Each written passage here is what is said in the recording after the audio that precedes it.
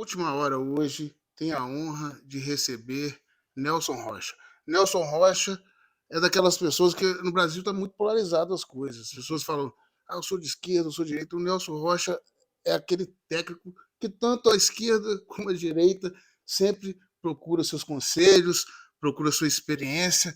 Ele que foi, vou começar aqui foi vice-presidente do Vasco da Grama, da Gama, Esse é o melhor possível, o melhor.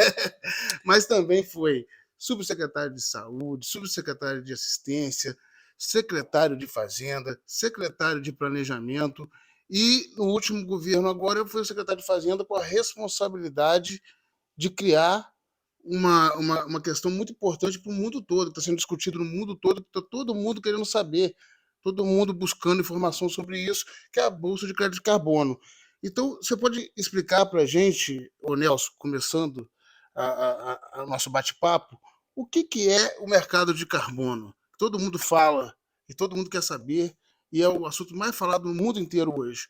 Bom, primeiro eu queria agradecer a Última Hora pela oportunidade de estar aqui conversando com vocês sobre um tema de maior relevância para o mundo todo, agradecer a oportunidade de poder falar sobre essa questão que está transformando, na realidade, a humanidade, né?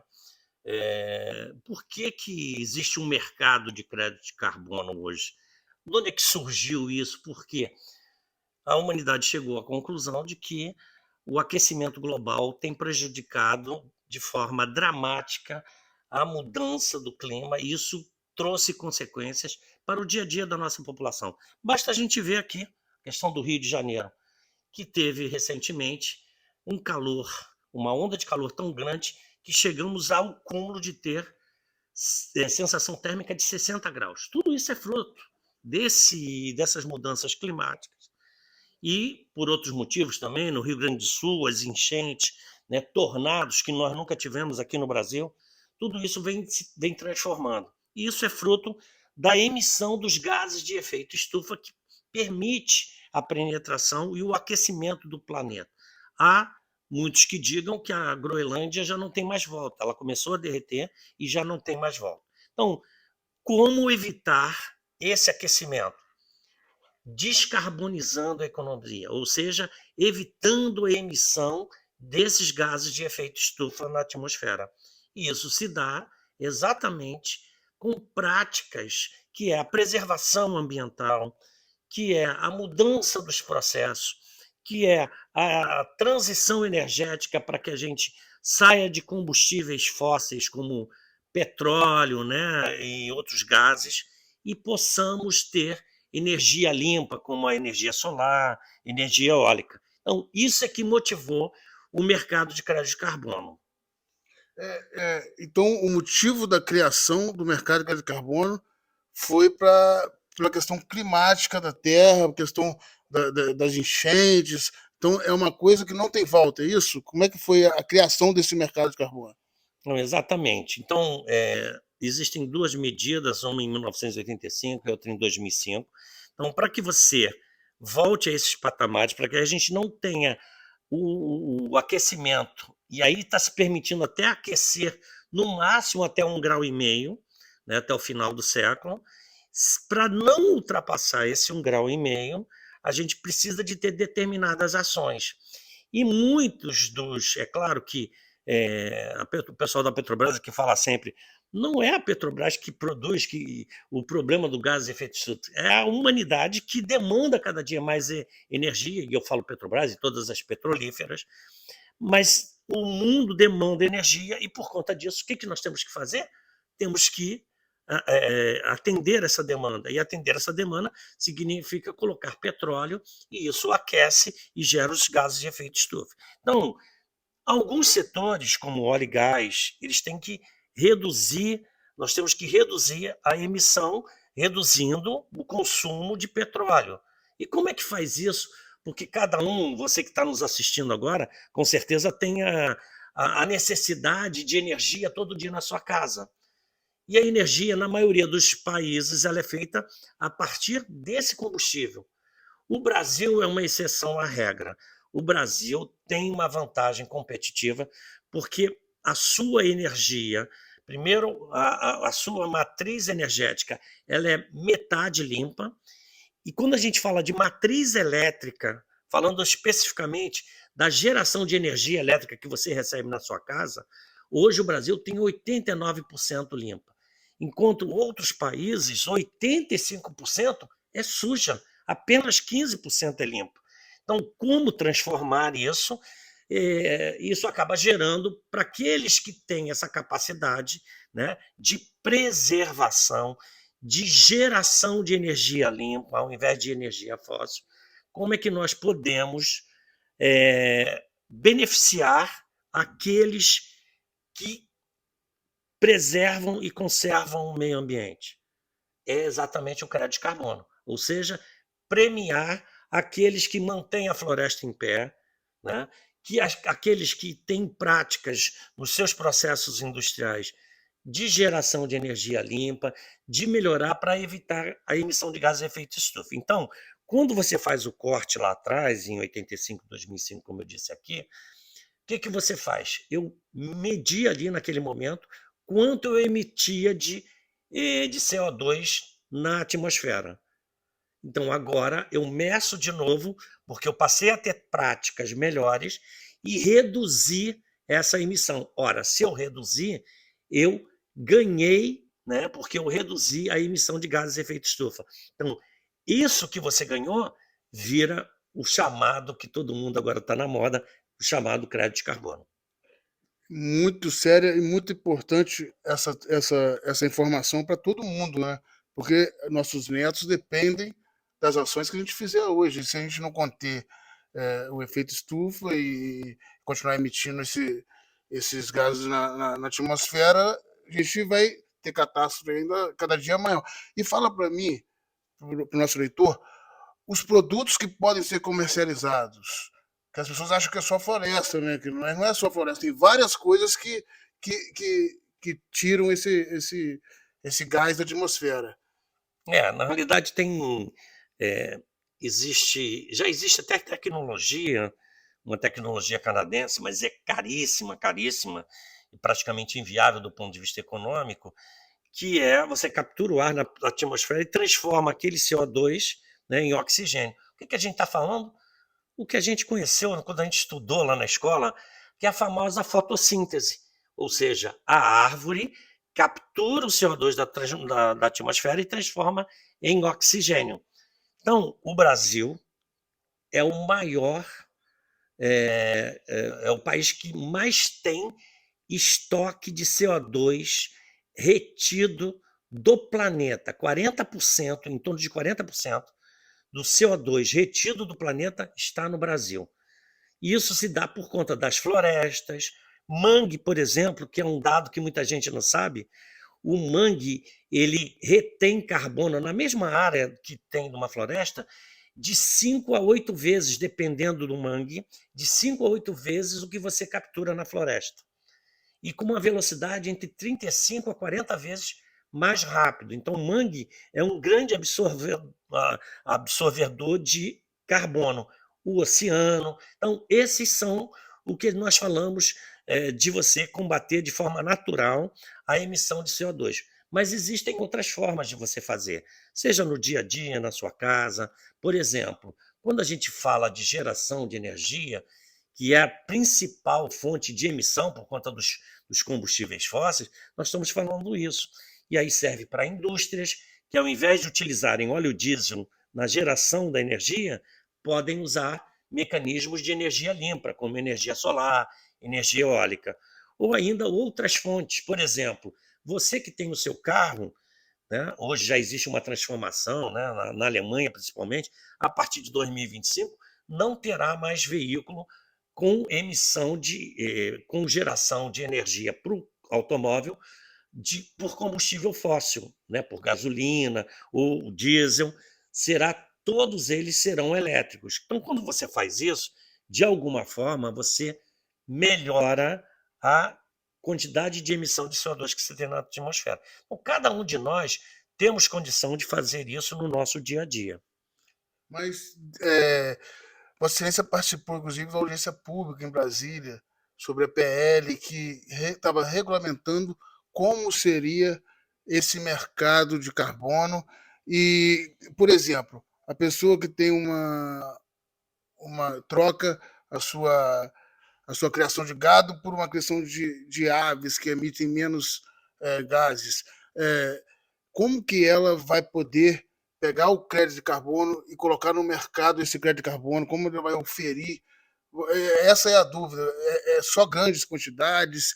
Vai ter como oferir pequenas quantidades? Como que vai ser esse mercado? Que você foi um dos criadores da Bolsa de Valores aqui como secretário dessa área de crédito de carbono. Então explica para a gente como que está se dando a legislação, a PL no estado do Rio, como está funcionando essa questão da certificação do comercialização do crédito de carbono.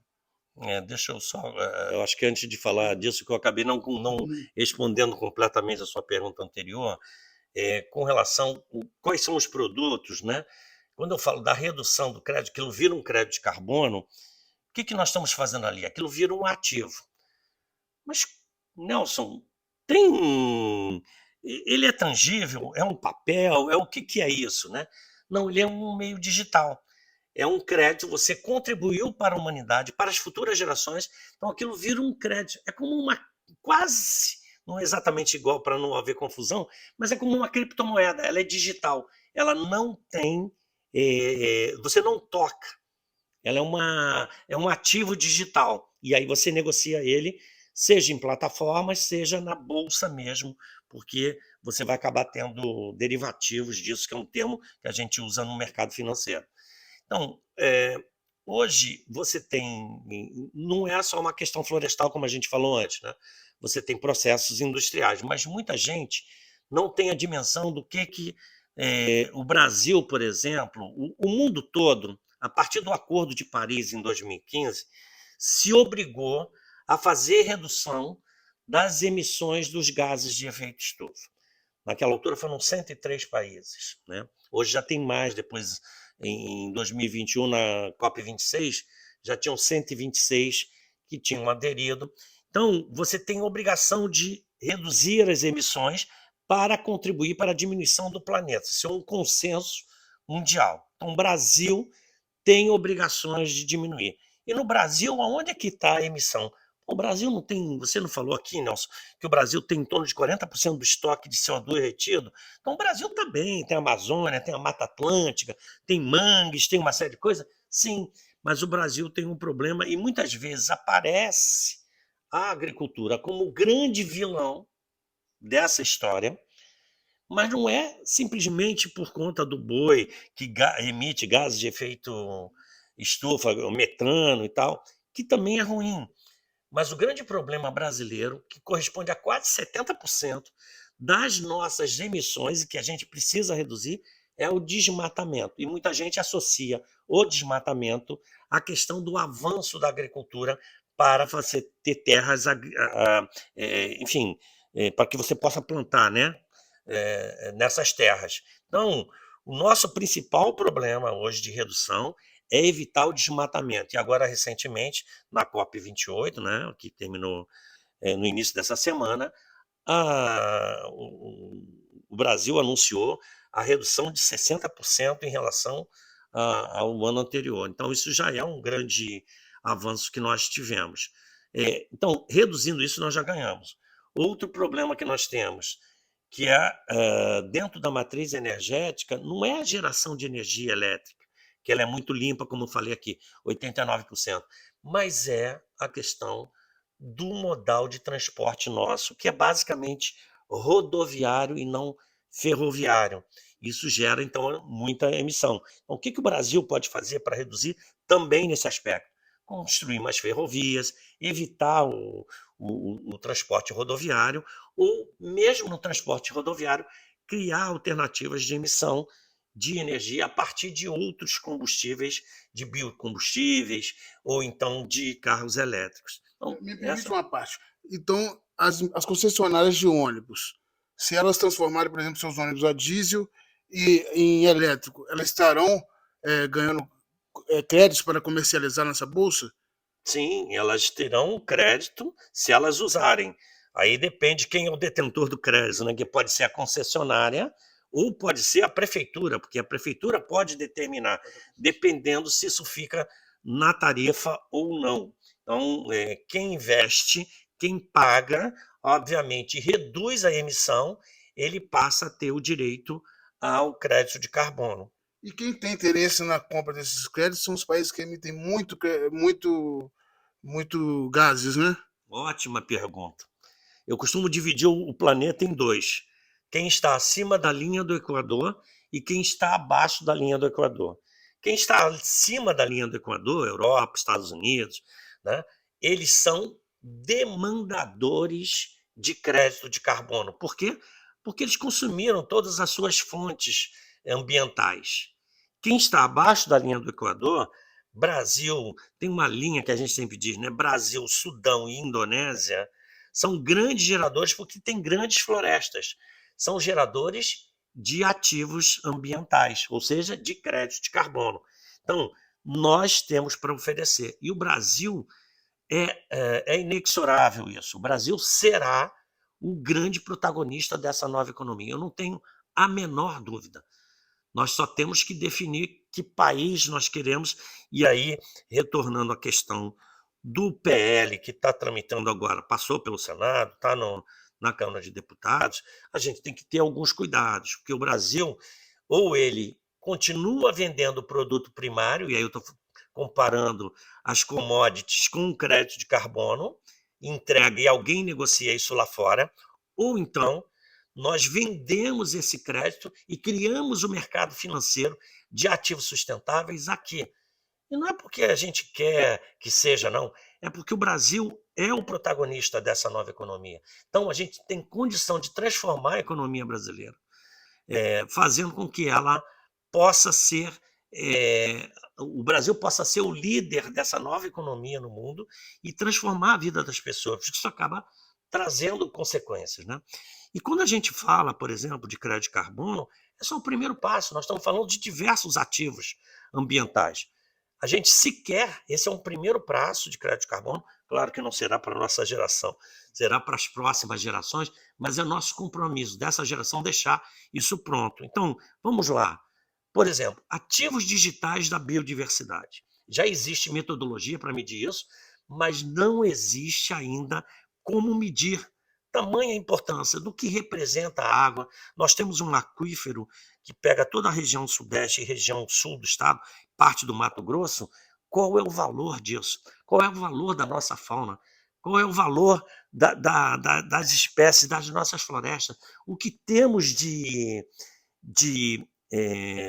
produtos nativos aqui que são fórmulas para os fármacos, por exemplo, para curar doenças.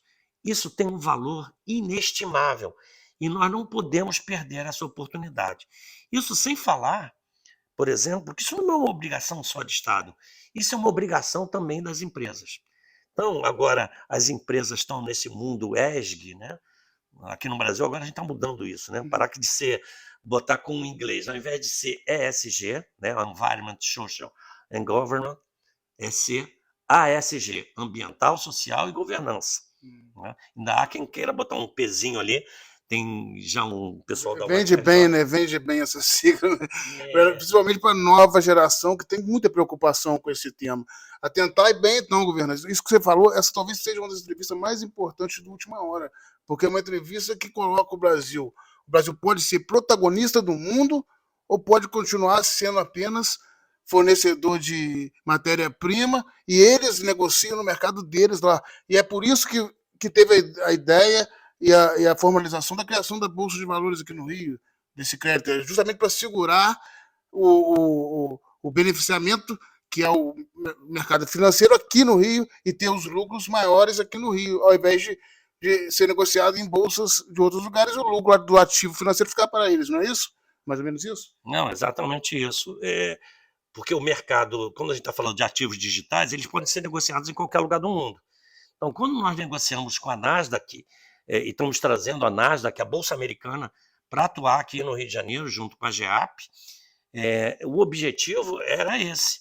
E dentro, uma das cláusulas do contrato que nós estabelecemos é de que a liquidação das operações tinha que ser aqui. O Estado do Rio ele coloca os créditos para serem negociados na Bolsa e adota algumas posturas também de políticas nessa área de sustentabilidade e políticas tributárias para você estimular o consumidor. Só para dar um exemplo rápido, o seu carro, se ele é menos poluente, você tem um IPVA. Nós vamos dar um desconto adicional, nós não, o governo vai dar. Eu fiz isso quando estava dentro do governo, a bolsa é privada, não tem nada a ver com o governo, mas ele é capaz de ter um crédito à medida que ele tem um carro menos poluente.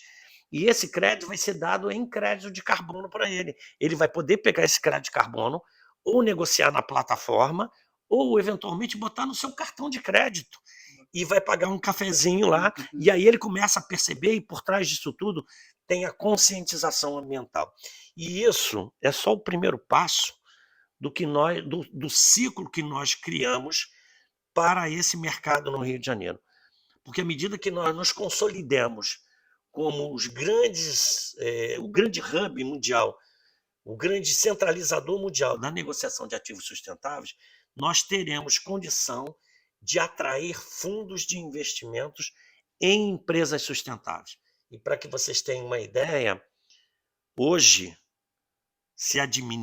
esses fundos administram ativos da ordem de 57 trilhões de dólares. Nós estamos falando de 57% do PIB mundial. Se eu trouxer 3% desses fundos para cá, eu estou falando de dobrar a economia brasileira praticamente. Então, nós começamos a mudar os paradigmas da economia brasileira, uma economia mais limpa. Por quê? Porque nós preservamos ao longo de todos os anos de existência do Brasil, e com isso fazer com que nós possamos ser os líderes e dar maior qualidade de vida para a população do nosso estado e do nosso país. Então, para a gente finalizar, deixa para a gente uma mensagem de como os parlamentares devem se comportar nessa questão da regulamentação desse mercado e como isso é nada mais justo que aqueles que emitem, que estão lá do outro lado, paguem a gente por a gente estar preservando e deixando de estar explorando esses recursos tão simbólicos como Vossa Excelência colocou. Então deixa para a gente uma mensagem de que o país, o parlamento precisa fazer para a gente, o mais rápido possível, consiga ser o protagonista de todo esse processo tão importante para a humanidade. Eu acho que a gente tem que ter a consciência da nossa importância. Como dizia Nelson Rodrigues, né? A gente tem a síndrome, muitas vezes, do cachorro vira-lata. E não é isso que nós temos que ter. O Brasil, ele, como protagonista dessa nova economia, deve liderar esse processo. Nós temos que ter a consciência de que nós é que temos que dar o norte, já que nós é que preservamos, é o país que mais preservou ao longo de toda a sua história, embora recentemente tenhamos perdido muita vegetação, muito desmatamento, mas ainda assim somos o que temos a maior floresta, não só a Amazônia, mas a Mata Atlântica também.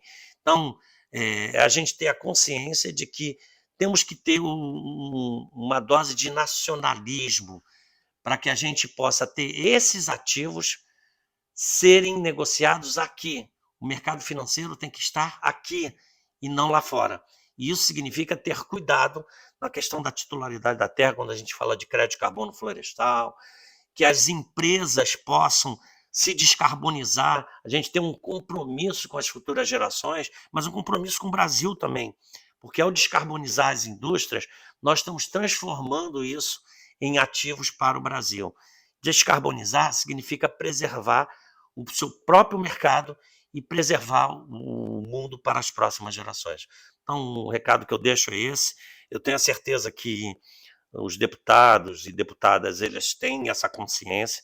Nós aqui na CAERJ estamos trabalhando nessa direção, temos feito de tudo para que a CAERJ também esteja envolvida e atualizada com essa nova pauta, né? Temos a intenção aqui também, porque tem as certificadoras, hoje já tem certificadoras estrangeiras, queremos fazer na CAERJ, já que a gente certifica outros tipos de ações, também uma certificadora, pegando a competência das universidades brasileiras, enfim, temos condições não só como brasileiros, mas de fazer essa nova economia ter a sua essência e o seu pilar e a sua estrutura a partir do Brasil, mas, sobretudo, competência para poder ajudar o resto do mundo. Muito obrigado, Nelson. O crédito carbono é nosso, né? Última hora, Última hora, a notícia é levada a sério.